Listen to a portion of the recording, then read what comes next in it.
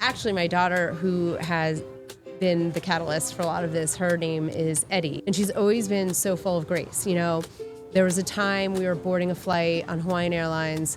There was a bunch of rowdy, drunk guys already sitting in their seats, and we're walking by them. They're like, you know, making fun of her patch. Like, these are grown men. And I'm looking at them like, I'm going to get thrown off this flight. Like, I'm about to, like, you know, like. I'm from Big Island. You can only push me so slow. I'm kidding. Oh, I don't know which island I was from there. But like, I was like, are you kidding me? It's like, she's a child. Yeah. Like, I just looked at them like, I was like, you could not get me killed. This queen, she just, I remember she was like 9 years old, and she just smiled at them, and she's like, well, if you want to know about my eye patch, I can tell you. I need it to help save my vision. Hope you have a great flight. Oh, I love it. 9-year-old Eddie with she's the so full of mature. grace. She's so full of grace. She's very sweet, and she's very thoughtful. She's very, very hardworking. So she's interested in pre-med. So we'll see where that takes her if she sticks to that. I mean, she's 16. She could discover boys. We don't know what's going to happen. You're like, okay, put the both patches back on. Lokahi Backstage. Welcome to Lokahi Backstage. Woo! Today, first of all, we're at the Outrigger Canoe Club, which is an exclusive club for just members. First of all, Paige told me, hey, I'm a member of OCCC. You want us to get us a room? And I looked and I was like, oh, there's only 2 C's. It was my fault. You didn't do Double it. C. But like, Double Paige C, not triple C. She wants to do her podcast at the prison. Like, why? Why, Paige? What is So on brand. So OCC is Outrigger Canoe Club. Right. Yeah. So, beautiful. And we are here with Paige Brattin. Dang it. You practiced for like. And Hawaiian. Hi. So we are here today. Can you say his last name?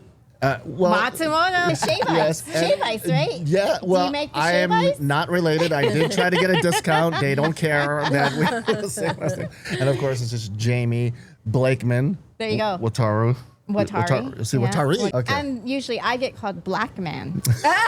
I don't know why. All right, I'm super excited today because you've got an amazing story about what you've brought to life. So perfect. Worthy brands. Yeah. Mm-hmm. And I love it. So it's not just you decided to start a company, but really it has a whole personal story behind that. It does. It began as one product, and we've expanded.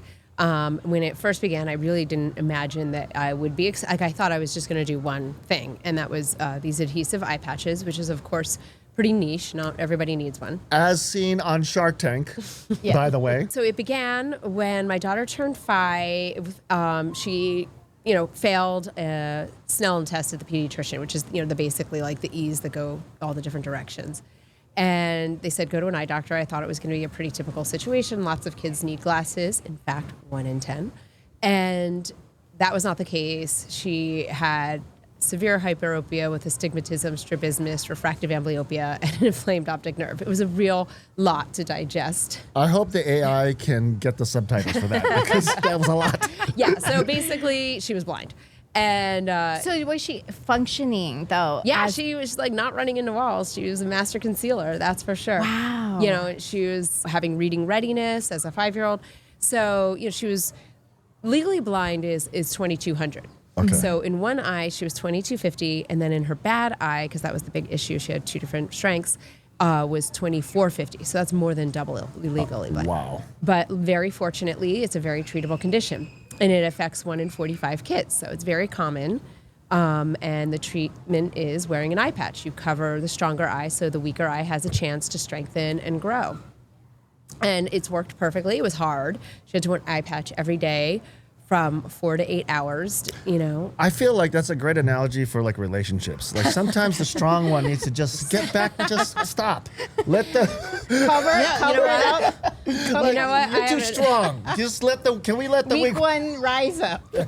Maybe you need to interview like a marriage counselor with an ophthalmologist together. That could be another interview that could we be need great. to invent that, the marriage patch. The marriage patch. From Worthy Brands. You probably just put an eye patch over the stronger person's mouth.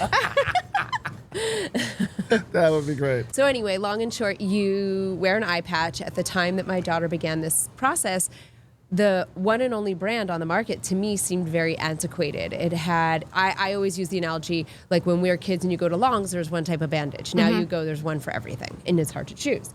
So I realized we could change the adhesive on this to make it a lot more comfortable. I mean, this is the most delicate skin under your eye. For people who aren't seeing this, under your eye is the most delicate skin on the body. And so how can we make this, like, lots of kids have tears and aggravations, and then if you have skin that's aggravated, you can't put a patch on, and then you can't do the treatment, and then you can't fix the vision. So I wanted to change that. The designs on the patches were really just unattractive in my opinion. I wanted to have more on trend, and I often will tell the joke, my 5-year-old would be like going to Kahala Mall, and at that time there was like a Gymboree across the street from like either TNC or Roxy, right? Like a cool surf shop. And at 5 years old, she's like, yeah, that store's for babies, that store's for me. And like, they don't want to wear teddy bears on their face. And so I was like, we just have to find a way to make this look better and feel better. And so basically I changed everything about it. I innovated the shape, the materials, the adhesives, and I added really on-trend graphics. Okay, like how do you do that? Like right there, like that was hard. So people come up with an idea, and then you're like, implementing this could be it was better, the biggest but challenge. then how, actually. like, how do you even take a step forward? Yeah. So time out like all the problems and hurdles you have in a business. I would say this was the hardest part because I had this idea, but implementing it was not coming easily. I couldn't figure out how to manufacture. Like Alibaba wasn't just like readily available at that time. Right.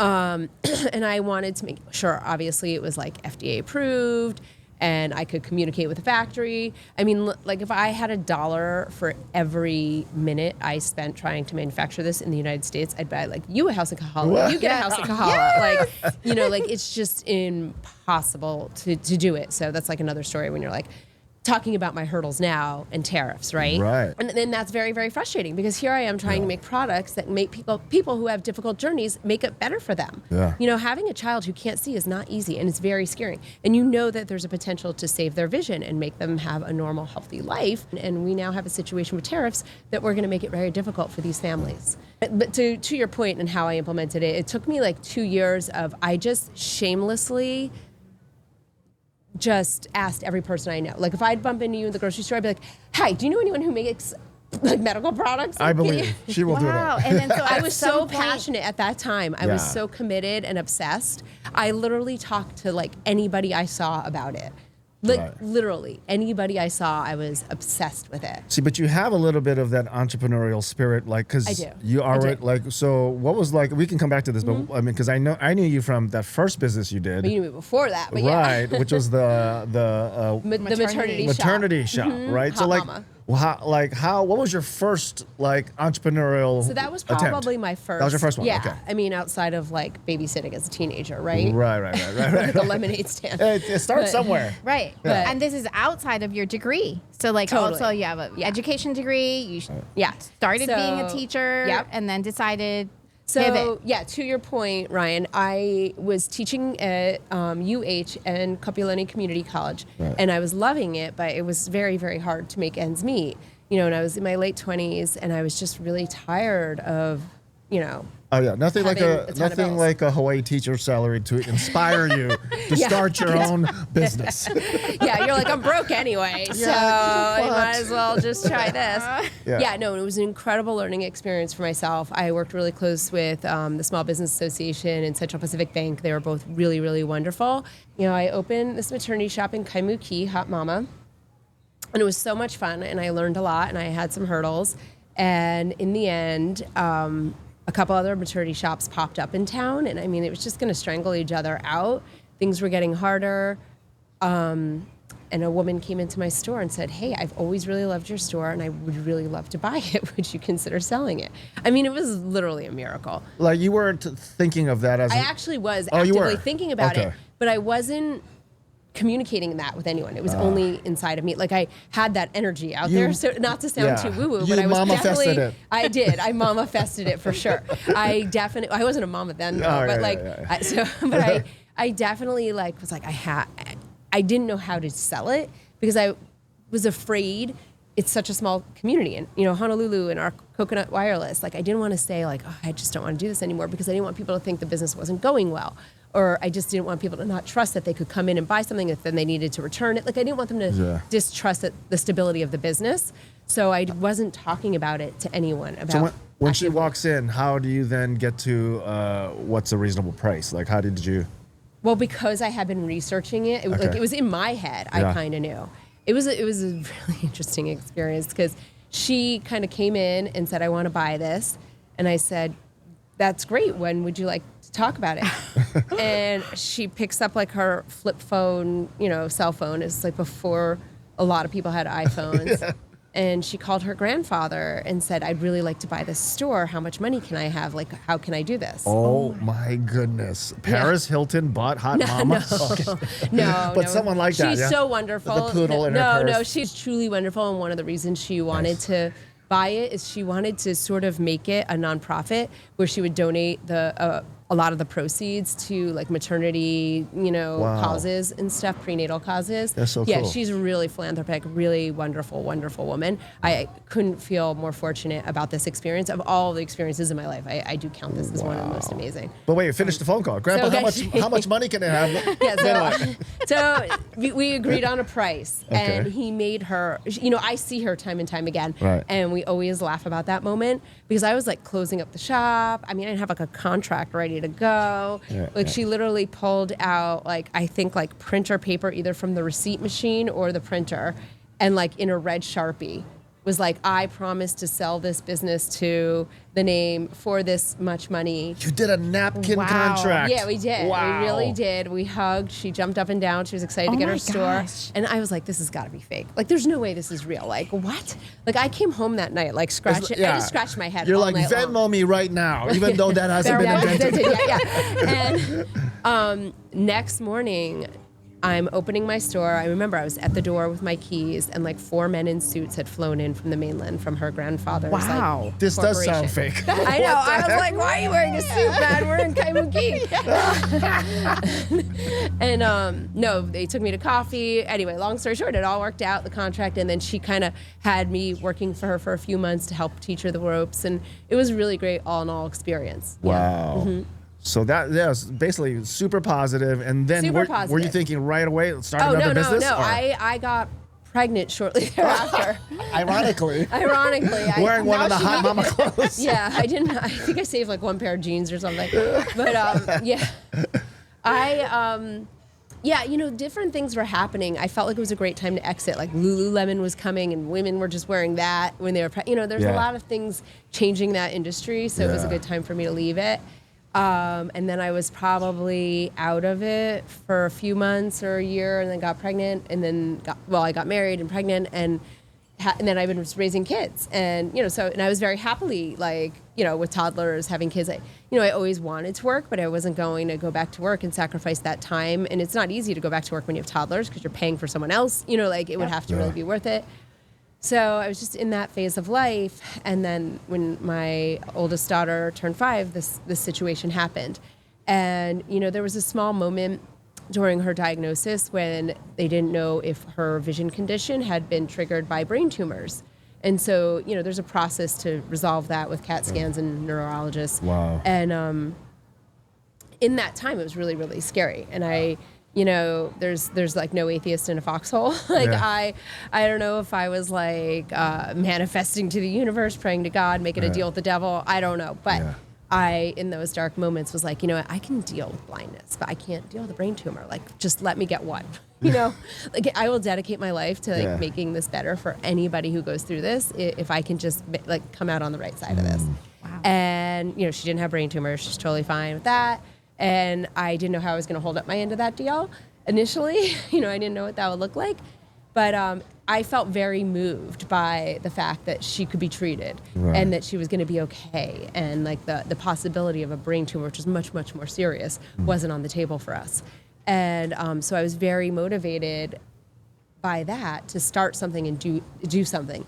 But, I still had like a 2-year-old on my hip and I wasn't sure how that was going to look. So I finally get one in kindergarten. I still have, I'm like potty training someone else, right? Yeah. And, literally. and And so as we went down the road and we realized she needed to wear this patch, I was like, this is something I can do, maybe, you know? And that's how it kind of all came to be. Like, this is something I can do to make it easier for all these families, because it's a struggle. Like, asking a small child to put something on their face that makes them look different every day at school is really hard. And it's so uncomfortable on top of it. You know, it's like, it's hot, it's keeping your eyes closed, your eyelashes, everything. And you know, it's just not easy to do. Yeah. So I did anything I could to just make the product more comfortable, more easy to wear for these kids, because the easier it is, the more compliancy these doctors have and parents have from their kids to wear it. I mean, that's such a beautiful thing, because normally it's like, you know, I mean, it's like such a serious issue. It's a medicine. But your angle is like, no, if they like the colors or if they identify with like a cat or the graphic, that's going to get them to wear it. No, and it's really true because... Because with adults, you can scare. It's like, you're going to be blind, okay? You got to do it, right? Yeah, adults they don't understand, and they don't understand because they've never really seen. I'm like, and I'd have to have these talks with my daughter all the time. Like, you're going to want to drive a car one day. Yeah. Like, you're going to want to cross the street without your mommy. Like, you're going to want to like hang out with teenagers without me one day. I swear this day is going to come. And you do not want to be stuck by my side. You're going to be so sick of me by that time. Yeah. And like, there's a whole wide world out there, honey girl. Like, you can do it if you can see. And, you know, we'd have to have those talks all the time. And I would definitely, you know, share that when I talk to pediatric ophthalmologists about like how to encourage their patients, because it's not easy. But, you know, to your point about the graphics, you know, like we can make princess patches or mermaids and the little girls love them, or, you know, whatever. But the like best-selling ones are the foodie ones. And it's so funny because I think little kids are like, well, like I may obsess about Cinderella, but I do know what pizza is. Like I may think that mermaids are cool, but I sure as heck love donuts for real. That so is like, funny. yeah, they love the food. And honestly, we keep contemplating. We have 2 of them now, 2 different SKUs. So what do you like to have a pepperoni for the eye? Like, well, how do you, what? Oh, the foodie one is like half an orange slice, because the way we shaped the patches. With that shape too, we can do like half a watermelon slice, half an orange slice. We do That's so pizza, cool. Yeah. which is more just a graphic of repeat pattern. Spam musubi, eyeball, come on. Let's I know. go. Well, that's the There next needs one. to be a Hawaii one. We've had a Hawaii one that had shakas, Oh, nice. seashells, hibiscus, and what was the third one? It might have, fourth one. I saw one with palm trees. Yeah, it might have been that. We might have added that one to it. That was a while ago. But yeah, that didn't sell as well as we kind of had hoped. But I mean, it's, you know, we love Hawaii. Yeah. And we think everyone else does. But, But it's kind of the deal, right? You wouldn't have guessed the food one was going to take off either. So you kind of just have to put it out and see what happens. We have a snacks one that has like popcorn, pretzels, apples, and bananas. Nice. And then if we do another one, we kind of want to make a taco because it's the right shape. Oh, perfect. That's so we get a lot of perfect. emails about wanting tacos and sushi. Oh, that's so great. So yeah, we could do a musubi, but we might just do a sushi. Yeah. And then we'll find 2 other things. But Gosh, that's so fun. I love how it's like ever evolving too. it is. The designs have to stay on trend. Totally. And sometimes that's just what sells. Or even holidays. Yes, I that's don't a know, I feel hard like one you- in terms of financing, but That's I true. just did get new manufacturing, so it might be more feasible soon. Like those temporary tattoos. Oh, you can use those for the holidays one. Because I mean, I think making like a Halloween box or St. Patrick's Day, you know, something like smaller holidays. Yeah. But you know, Christmas obviously. Like we used to have a winter box, or like, what did we call it? I think it was like winter. So it was more like skiing and narwhals and like holiday candy. So like everybody could wear it and it wasn't so. Yeah. Yeah. Okay, so going back to your timeline, 5 years old, she gets diagnosed, right? And then you realize like you're using the whatever's there, but you realize like let's do this better. And then I'm trying to search. Yeah, I'm searching for a manufacturer. I mean, and like I was saying, I was shamelessly talking to anyone, and then I basically finally sort of talked to the right people, and then it turned out like these people are like, okay, I can't help you, but I have a friend that can. Right. And then they're like, I can't help you, you know, and it kind of just came together, which was basically like a friend of a friend of a friend happened, that he generally was manufacturing like surfboards and sporting equipment, but he had access to factories and he helped me out. And when you say factories, you mean in China. In China, okay. Yeah. Just making sure. Well, yeah, because that's where he was doing all of it. Yeah. That's such like. So did you visit it? No, it was an American-owned factory based on what he had found for me, and he was doing that legwork. which I'm grateful for. I mean, as much as I'd love a trip to China, it was not an easy time. So, I mean, it kind of was random. Like, it's basically random, but also 2 years of you being optimistic and putting in the work. Because we've all had ideas, like, only if we knew someone in China. Like, if we just go, oh, well. And then everyone stops and the idea kept changing, too. Like, how am I, like, I had to learn a lot. Like, how am I going to sell these? Right. On a website, on Amazon. You know, learning about, I've always kind of been really in love with like branding, like both Hot Mama and this company. I think it's like one of my favorite aspects of it is like the branding and the graphics and the logo.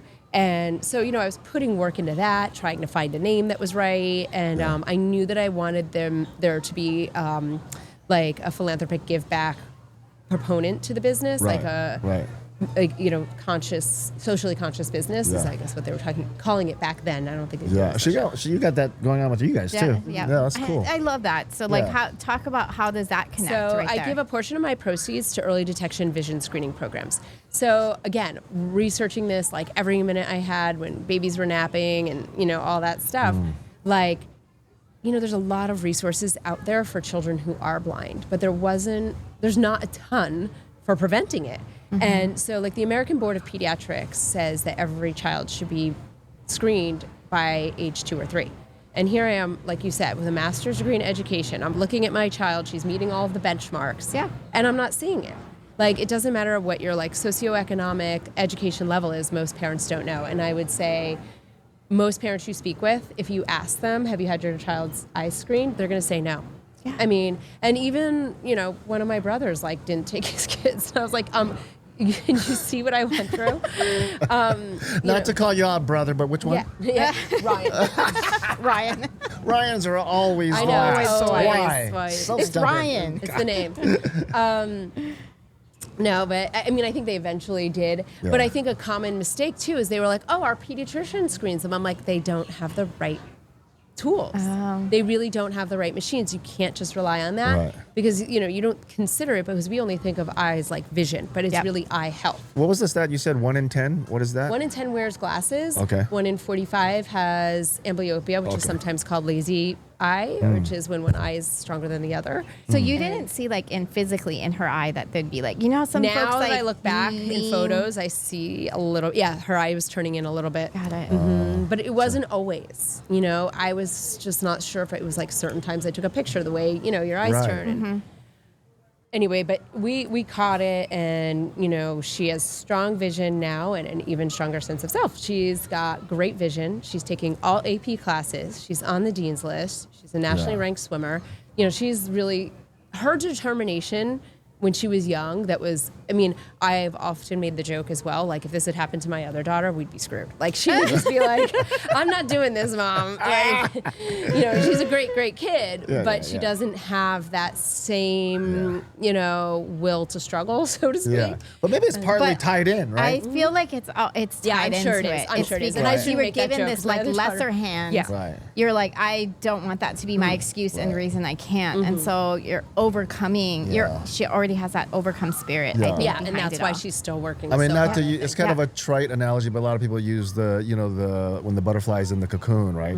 Yep. If you rip the cocoon out too early and just let it go, it's too weak and it's not good for it. It might some die or whatever. Yep. But you have to let it like struggle out, and like that's part of it. What like gets it ready to fly, right? So it's kind of it's building those muscles. It's kind of it's like they go kind of hand in hand, right? So, yeah. No, and I think that's the grit she has now. And. So, luckily she had that grit and she's seeing perfectly now. And how long, about how long does it take for the patch to? It depends. It depends. So it depends on, she had a pretty severe case. So she was patching for about 6 years. Wow. Some kids only have to do it 6 months. Okay. So like it just depends on the severity of your condition. And it can be used for different conditions too.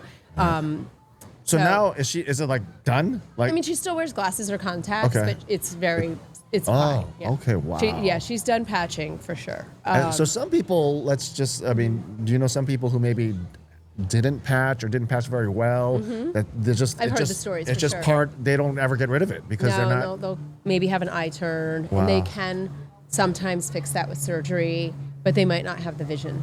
Because if it maybe take too long, can it just it's like You missed Yeah. your window to Yeah. kind of, Yeah. and it's permanent now? Yeah. Wow. I mean, wow. and there's theories on vision therapy, which is sort of like physical therapy for your eyes. And we did see one here in Honolulu. There is one. And I can't exactly say if it helped, but I think it did. I just knew I was not going to rely on something that was like new technology when this is like a 200-year-old treatment that works. Yeah. Right. And I wanted her vision saved. But there's a really cool TED talk about a woman who did some vision therapy to help her eyes at like 40 or 50 after not really doing it the right way as a kid. Wow. But I mean, I don't know that you can say yes it will, but you can try. Yeah. But the patches can be used. I have a lot of adults with Bell's palsy, and they need to keep the eye closed. Mostly women. Yep. Injuries, post ophthalmological treatments or surgeries. Wow. So because I changed the one size fits all, it does fit adults for whatever the adults Wow. need them for too. Wow. So how long okay, so once you found this guy, Yeah. And so then how fast to I manufacture? think started moving then. Yeah, Okay. because we had to get samples. We decided on materials because I didn't know what type of materials I was gonna. Yeah. I And had even to- the adhesive, like even if you manufacture, like you Yeah. went with a special adhesive, yeah, that like- was a critical component. Yeah. You basically invented a new Yes. adhesive. How did that? So yeah. I got all these materials and from the factory that they're used to working, materials they could access. And some would be thicker, some are bamboo. They're all usually like they're called a cotton subwoven material. And the one that I really liked had these little pukas in it, little holes in it. Yeah. And so I'd be like, well, can we use this adhesive with this material? And I was kind of just like Frankensteining it, really. Yeah. And He could have used an eye patch, I feel. I don't know, but just from looking. definitely. Because I changed it in every way, I applied for a patent and got it. And Wait, that sounds so quick. Like, The was heck? it that easy? She skips over Yeah. like, I just and then have a so we patent, made I a got it. patch, Like, and then we did that patent. seems like, yeah. How does that? Well, I mean, in truth, I hired a lawyer. I didn't Okay. because I know my skills, right? Like right. I know that me applying for a patent was going to take 20 years and a lot of tears. Are you thinking like, here's my budget for doing it, or you're kind of like, no, I've dedicated. I'm just don't look at the budget. I'm just See, gonna whatever I it did takes. wonder that. Like, You know what how I mean? did that Like, work? what You would- can how- only spend what you have. That's true. But sometimes you go like, I'm not going past this. Versus like, Well, no, this is my life goal. Whatever we're it takes. going. If I gotta sell my. I think I didn't get any loans. Okay. And I was using my personal money, so I was pretty strict about sticking to Okay. that budget because you're looking at these kids and right. mortgages and like the real things Right. going on in life. Sure. And I was like, I have to kind of stay within this budget. Yeah. So, the attorney fees fit into the budget, the Amazon fees, Yeah. all the Yeah. You need it. shipments, Yeah. all the things Yeah. were kind of in that realm. So, I got it started and So once you get it, when you decide to like truly manufacture, right? Yeah. That has to be a number, right? Like it's not just like, can I get 10 of these? no, there's There's a minimum number. quantities Yeah. and they're large. So then Yeah. that becomes they were like really large. the Like I was like, I'm investment. doing it. Like holy Yeah. crap, Wow. I'm doing You it. can't like I'm it's doing it. That's yeah. a commitment, right? Yeah, like I'm ordering thousands and thousands Wow. of units. What was the first number? Like the minimum batch. It was like 200,000 patches. Wow. Which it's like 2,000 to 5,000 units. Right, because in China they're like, we have 1 billion people. That's not 200,000 is like that's like That's a quarter that's million. a tall at Starbucks. It's like Yeah. it's like Well, and they So they like just if this mass goes produce. wrong, That's you're why like, it oh my costs gosh, I've got a effective. garage. Yeah, it's full. cost, and I did. I had a garage full. you're gonna go into an eye patch lay So- business. That is actually rad. That's a great idea. That's something. That is such a good idea because There's something. that's something. Even though it's like really probably just Yeah. kids in Hawaii, but Yeah. my daughter would take like because it's I've one seen per that. use, and she like just puts it in. She would like decorate the whole bathroom. It was Oh, just totally. like Or the I walls saw were covered. they do coloring pages. Oh yeah, or I love journals, that. yeah, and like Yeah. but like we'd take the patches. Like once you take it off your eye, she would stick it on a wall. Like our whole house was like full of Oh them. my But I gosh. wonder if she could like fold them into a lay. Yeah. Totally. And And, then make what- a lay. out of it. Guaranteed you can. I don't know who's wearing that. and kind of like pair it with like when you finally hit your target. yeah. Then there's a celebration with like these lays, and plus you get to sell like 20 at one time. I'm just saying that's a bonus. Yeah, like a Hawaiian themed party. Right. I feel like I'm gonna have to do like an Yes. Instagram post about this Nice, idea. nice. Yeah.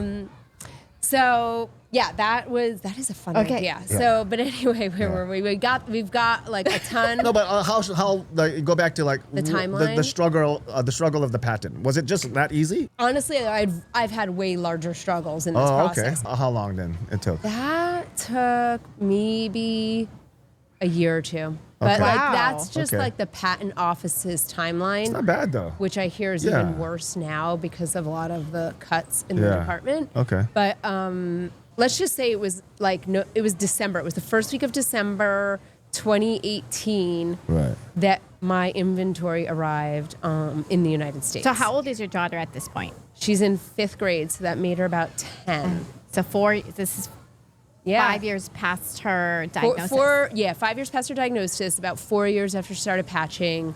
And so that's how long it basically took. You know, and it wasn't, me shamelessly talking to people wasn't immediately. Like, I was like, maybe I should start an eye patch company. Maybe I should do that. Like, I was trying to find, or do I just start a nonprofit? Like, I was trying to figure out, you know, how to navigate it for a while.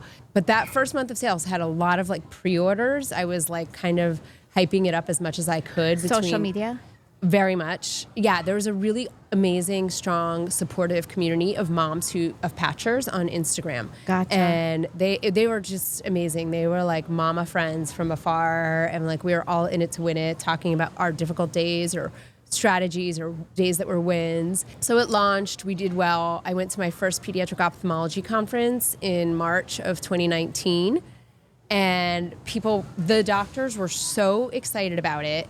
I had like 2,000 doctors just really amped about it that Amazon took down my listing because they thought I had all my friends go and click on it to get like, because you know how the algorithms work is if you get Yes. clicked on it, you get It's moved like to the too front. many. Yeah, well, actually that was so stressful because here I am telling you this story. Yeah. My whole heart and soul's in this. Years into it, I'm finally about to make money. All these doctors are excited to find it and it's gone.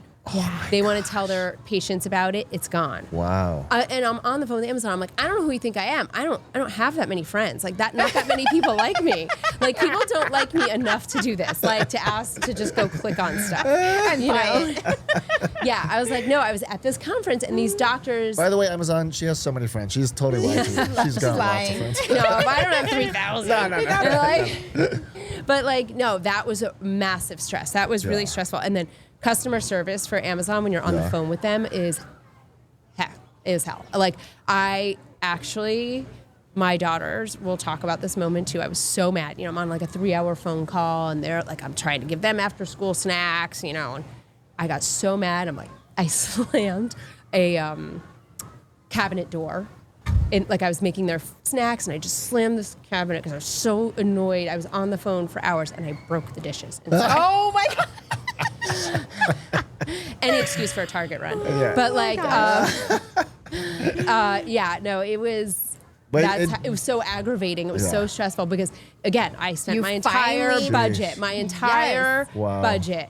You know, I could have put And you tens of went to a thousands of conference. dollars on like a summer in Europe or something. But no, I am making these products to help children and you take them down over an algorithm. I was so upset. I mean, that was like a real stressful week or two or however long it took to come back online. Wow, 2 weeks. I don't remember the exact dates. I think I just like burned it out of my brain because it was just so But bad. what you had to like keep calling, sending emails, whatever it was. Oh, I have a whole file of this. What was his name? It was like Kyle or Ethan from Amazon. It's like in my phone. my goodness. Oh, he was the pits. Oh man. Wow. I felt like that guy was like taking a bong hit during our calls. Like he was so difficult Oh my to goodness. communicate with. Ironically, he was blind in both eyes. Yeah, like he this might guy. have been. I didn't ask. I should have. But and then we basically were back online and had a great trajectory. We're going. Then COVID So your hit. 250,000 sold out for 200,000 of them. Eventually, yeah. About how long did that take? I put another order in like 6 months later. Wow. But Wow. I wasn't sold out entirely, but But I was right. yeah, You knew monitoring. what's happening. Yeah, and so I put It's like another, toilet paper. You can't wait till the last few squares. You know? You got to make sure that extra roll is in the room with you. Yes. Totally. So I put another order in, and I remember I was like, should I just double this?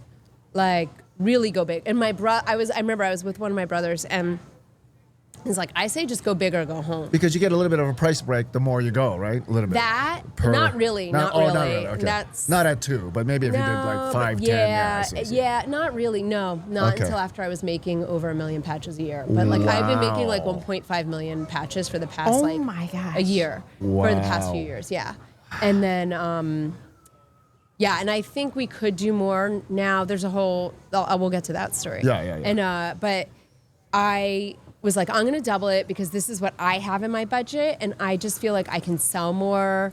If I have more, I can expand, make new designs. So I doubled that order, and so that probably arrived, let's say fall 2019, and then of course we all know what happened 2020. Yeah.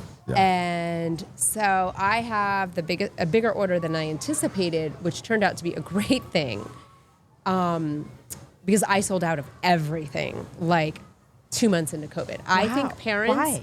I think everyone was freaking out. Like, there's no more toilet paper. There's no more, paper towels. Like, everyone didn't know what was going to be a shortage. I don't know. I actually don't know why. Because there wasn't just COVID. There was supply chain issues. Yeah. Right. I speculate because with Amazon you don't get a lot of analytics about where things are going and who's buying it. But I kind of felt like, if I, like, as a parent, you're like, oh my God, if they sell out of this, then this is the thing that my kid will wear and I need it to save their vision. I got to get this. I got to back it up. And like, it just, again, back to the toilet paper. Once it started rolling, the more you got to the end, Totally. it got faster and faster. And I think your algorithms go up and then you get shown more and people were buying, and I sold out. And it was a very bad time to be sold out. And that was really bad because then there goes all of your algorithms on Amazon. You've got nothing to sell. So you have to start right back from scratch. Oh, I didn't know how. Oh, wow. I didn't know that. Wow. Another stress in this game. I mean, there's a lot too. Wow. That, I can't tell you every stress. So why would you not have prepared better? No. To sell it on your own, like on your own I do. website. I do. Oh, okay. So Amazon just one of the distributors, but you sell it. Yeah, I sell it as well. And I then, it did help people. But at that point too, I was like packing boxes in my garage left and right, going to the post office with my mask. I mean, and then trying to homeschool. That was insane. So, because I was not selling quite as much on my individual website. Yeah. And, that's always been something that I've been trying to convert customers to my website from Amazon. I obviously make more money that way, and I have more control over the customer experience and their just service if they have something go wrong. Amazon, they don't, you don't get that. I mean, the good news is you can return anything generally, but like, it's just sometimes like, and I get the returns. People are terrible, man. They'll like use half of a box or they'll use like all of one design and then people just return things all the time. So you get them? Yeah, from Amazon. Yeah, and the only Amazon returns I've ever gotten are like the Amazon uses like a claw to get it off the shelves to put it in the bag, and they've damaged the boxes, which is why I'm now in pouches, not boxes, because they were just damaging. Yeah, but like I've never really had any returns from dissatisfaction. It's always like damaged boxes or like customers like, I'm only going to use the ones I want. Oh my gosh. I see. Wow. Oh, there's like used patches in the because I see it. We're seeing more and more conversion to our website, which is great. Yep. But at that time, there was less. And people were just, I think also my demographic is like a busy mom. She's like, I can go on Amazon, I can get dog food, I can get baby diapers, I can get this, I can get everything I need for my house in one stop. I totally get agree. that.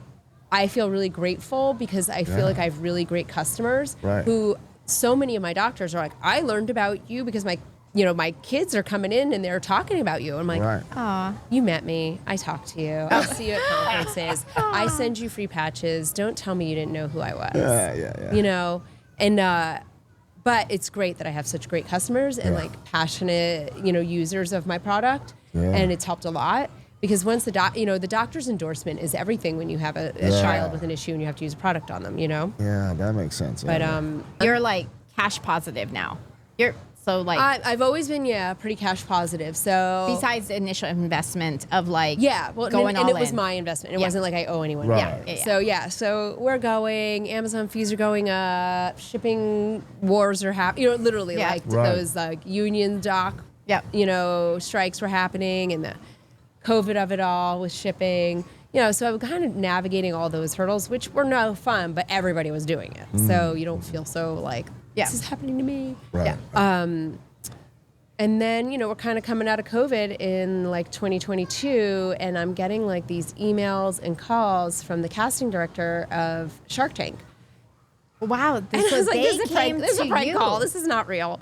Yeah. Wow. Yeah, and at first I was like, this isn't real. I kind of didn't really reply. I was like, is this real or not? I was kind of like doing my research, like, who is this person? Are they really affiliated? And then I had a call with them, and it was really cool. And I was like, you know what? I guess when I sat with myself those years ago and said, if I really want to make a difference, like I am going to dedicate my purpose in life to helping other people, like what is a better mouthpiece than national television? Sure.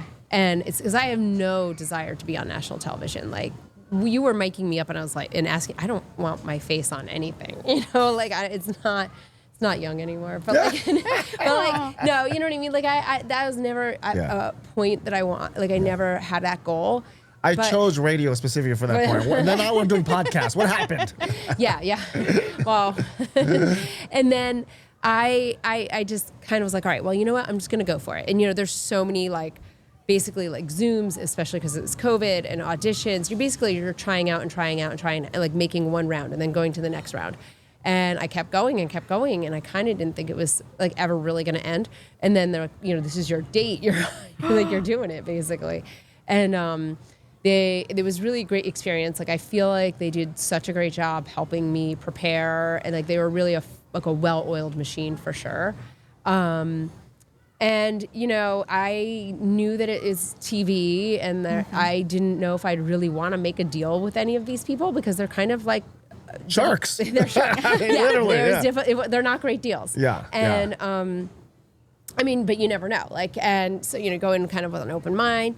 But then I think literally like day of was so nervous. Like I didn't anticipate being that nervous. Right.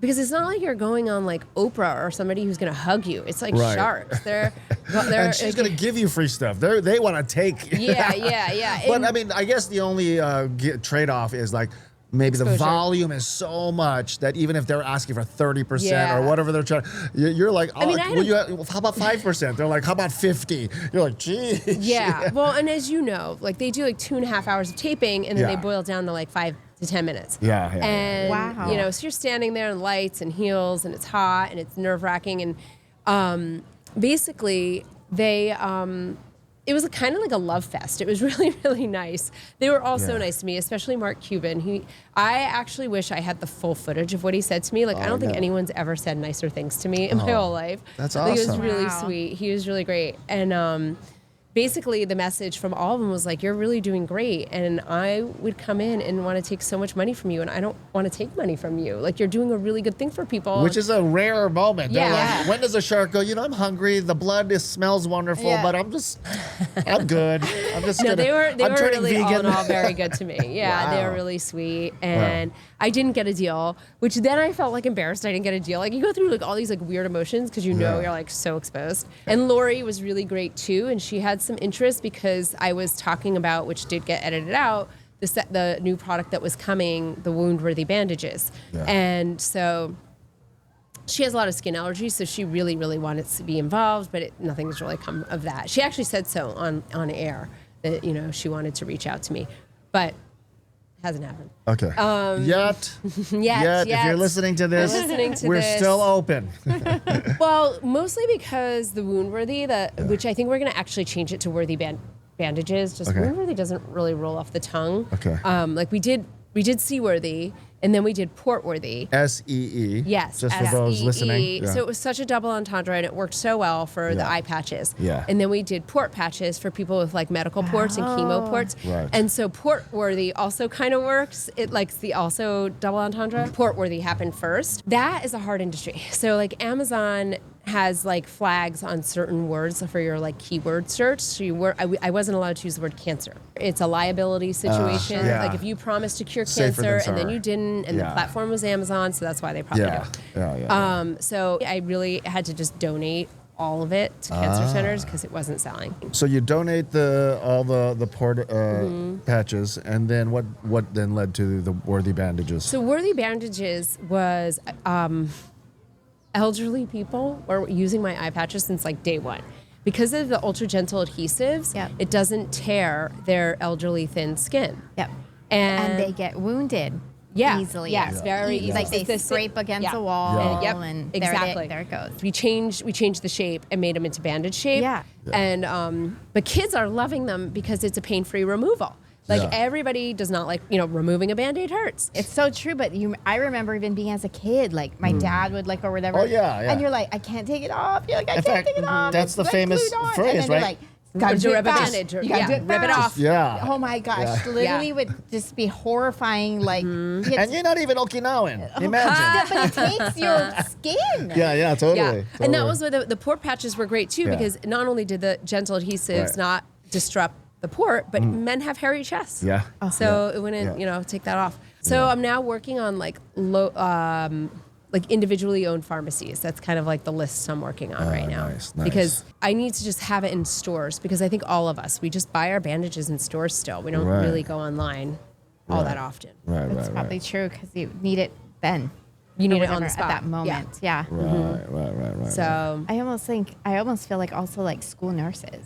yeah, that's been another Yeah. one I've been targeting. Yeah, school nurses. Yeah, getting it. Wow. That's so cool. I love like the stuff like this, just the way my makeup is. I love how your business has like over time.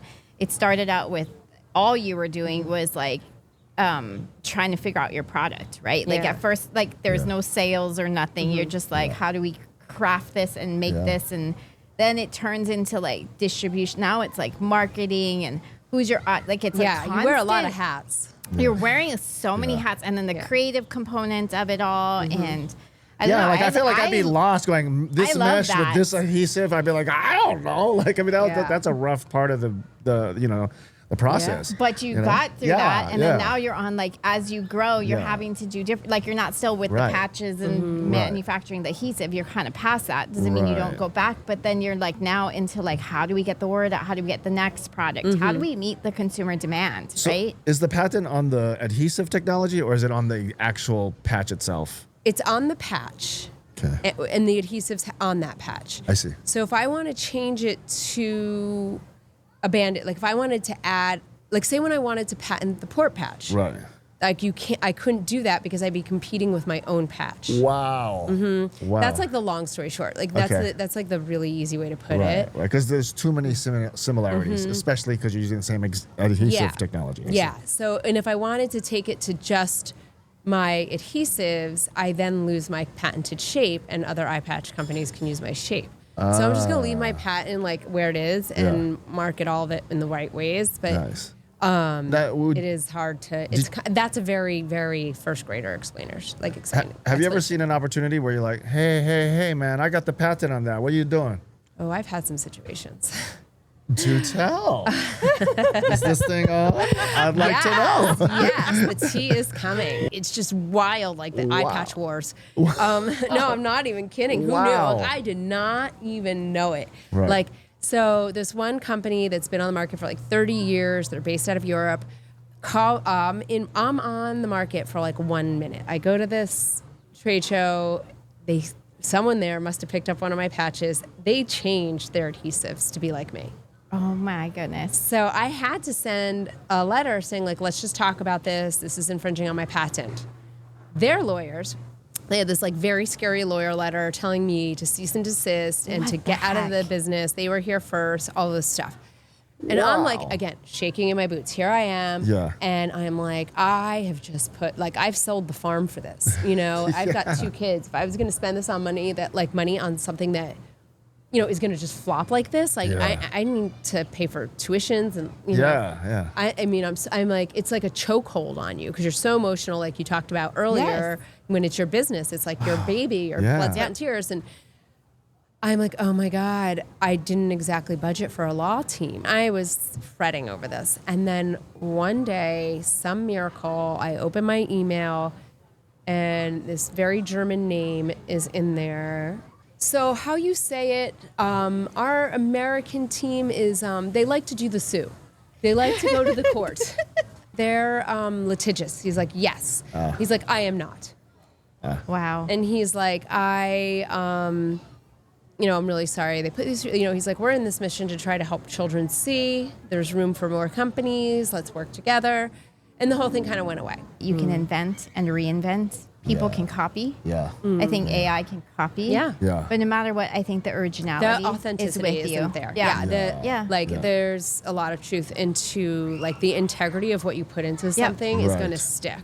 Yep. Yeah. Like the more focus and integrity you have Yes. on the effort you put in, the more it's going to stick. And you will be the long lasting. You're the one that was on Shark Tank. Like it's just, I think in the end, I don't know. It stinks, but I think in the end, that was a terrible chapter.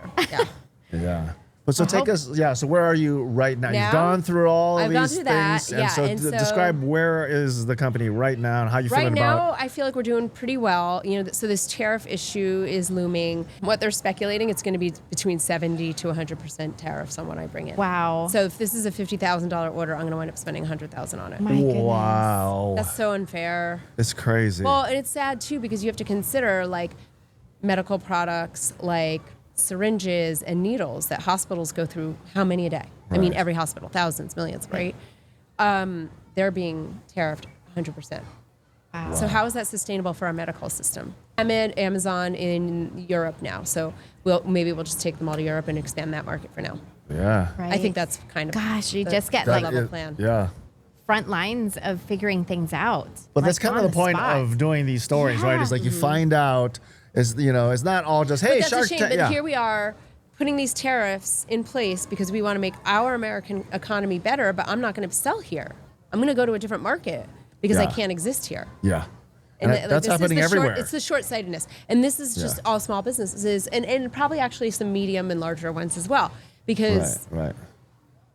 nobody wants to spend. You can only charge as much as the market bears. Yeah. Yeah. And I can't just start charging $50 a unit. Like I can charge $50 for these eye patches because let's also talk about the fact that this is the #1 cause of childhood vision loss, and it's not covered by insurance. Already that's another thing oh my goodness. that I have lobbied. I've had meetings with Josh Green's team, to become the only state in the country that requires it as covered. Because we have such a small state and a small population, we can afford to do this. But long and short, nationally, this is the only way to treat amblyopia, and it's not covered by insurance.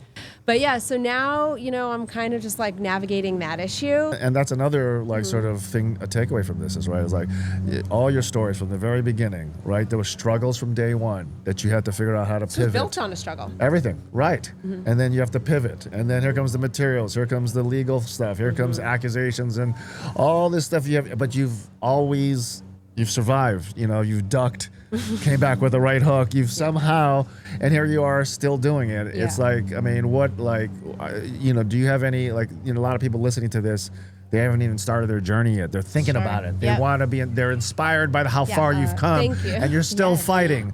And it's not, and obviously it's not just for you, it's for the 1 in 45, for the leading cause of blindness in children, and you out fighting the good fight. It's amazing. What is something you can leave What's the with the nugget? people, Yeah. what's listening and going, here's after all of this, and I'm still going. And it's so cool what you've done. Yeah. Like from the outside, right? No one knows all the inner things that you're going through, but it's so Yeah. fun and cool and Yeah. beautiful. And you've Yes. created something to excite a child. Yeah. That's something that's hard, right? Something that's hard for a kid. Yeah. Now you've turned it into exciting and But the nugget, I would say my dad says it's nice to own a restaurant. It's nice to be in fashion, but you have to do what people need, not what people want. So smart, Dad. What's up? Yeah, no, we've because just that been was watching a lot of videos like that where it's there's so many boring but just cash flow positive, businesses. solid businesses. He would get bigger at his business and maybe be with people who are at that time that was the Instagram sexy to be a lawyer or surgeon, right, in the 80s. And they're still down your nose at you for being in pest control, right? Yeah. But in the end, Hey, yeah. It's it he all did worked okay. out. Yeah, he Yeah. did okay. Yeah. Now I think he's doing probably significantly better. Nice. But and he always taught me that go do a business that people need, not that they like. Trends come and go, but but what you need matters. Dad Bradbury. Interesting. Let's go. Let's go. Come on, you deserve that. That's awesome. Yeah. And so actually my daughter, who has been the catalyst for a lot of this, her name is Eddie, and we named her after my dad. He's Wow. Ed, so. I wanted to give you a chance to just brag about Eddie, because I just feel like that's the core Thank of this whole you. story. And I just hear little bits of her, and you light up every time you talk about her too. Thank And I just you. want I want to capture some of that, because I know she's the She's reason, awesome. Yeah, and how much yeah. she's developed and No, everything. she's great, and I love her story as an inspiration, hopefully, to other kids Yeah. going through this. Mostly, she was, she started out in kindergarten, and I was really, really worried. Like, is this kid going to be able to cross the street? Is she going to be able to learn to read? All these things that, as a parent, you imagine your child being able to do sometimes. Ride a bike, like all the dreams you have for them, like, is it going to happen? What is this going to look like? I mean, there were periods of time where I was like, do I need to be researching a seeing eye dog? Like, there were moments during that journey that were so hard. And, she has such perseverance and such determination. And she's always been so full of grace. There was a time we were boarding a flight on Hawaiian Airlines. There was a bunch of rowdy, drunk guys already sitting in their seats, and we're walking by them. They're like, making fun of her patch. Like, these are grown men. And I'm looking at them like, I'm going to get thrown off this flight. Like, I'm about to I'm from Big Island. You can only push me so. I don't know which island I was from there. But I was just like, are you kidding me? It's like, she's a child. Yeah. I just looked at them like, I was like, you could not get me kicked off this plane. I remember she was like 9 years old, and she just smiled at them, and she's like, well, if you want to know about my eye patch, I can tell you. I need it to help save my vision. Hope you have a great flight. Oh, I love it. 9-year-old Eddie with she's the so full of mature. grace. She's so full of grace. Every time, so many corners, it stuns me every time. And so, now she's in high school, and she's, about to start looking at colleges, and she's swimming a lot. She's doing really well with swimming. She actually, last year, lived away from home for a semester and lived in Florida and trained with the Sarasota Sharks, which is a really big swim team. She's on the dean's list. She's all 4 AP classes. I mean, I thought it was so cool. She just got recognized for doing this amazing painting. Yeah. Which is very, that's an If she amazing. couldn't see, we never knew what her arm was going to be like. Right. Yeah, it was a really incredible piece of work. She's never taken an Yeah. art class. She's just self-taught painting. Which I have 20/20 vision. I can't paint that. I feel this is really, I feel attacked. Yeah. Her painting is attacking me. Yeah. No, it was That's really amazing. cool. We were at this event. It was 250 people, and they got her on stage and told her story, and she donated that painting to the cause, which was really, That's really amazing. That's so cool. Yeah, so she just completely gave it away, which is really, really amazing too. She's very sweet, and she's very thoughtful. She's very, very hardworking. So she's interested in pre-med. So we'll see where that takes her if she sticks to that. I mean, she's 16. She could discover boys. We don't know what's going to happen. You're like, okay, put the both batches back on. But she's really good, and but she's a teenager, so she has a lot of time to make choices. Yeah. And I also always feel like her younger sister sometimes gets left out of the story. Yeah. Sometimes by design, and sometimes I kind of feel badly because she was such a great supporter. It's not always easy to be the sibling, and so my youngest daughter. There's only 2, but she has always been so supportive and put a patch on. She was always just the sweetest, most supportive little sister too. And she wasn't too scarred. She's doing all right too. That's awesome. She's doing great as well. That is so cool. I love it. Yeah. What a great story, Yes. dude. That's Yeah, amazing. Awesome story. I love Seriously. it So much. You're so inspiring what Oh, you've done. you're so kind. The amount of things that you have gone through. I mean, it's not just starting a business, but so many layers on layers on layers. Yeah, just amazing. the supply chain, the competitors. So many things. Thank you. And I just always think I'm just doing what I got to do. Yeah. You But just that getting is- it done. You're getting it solved.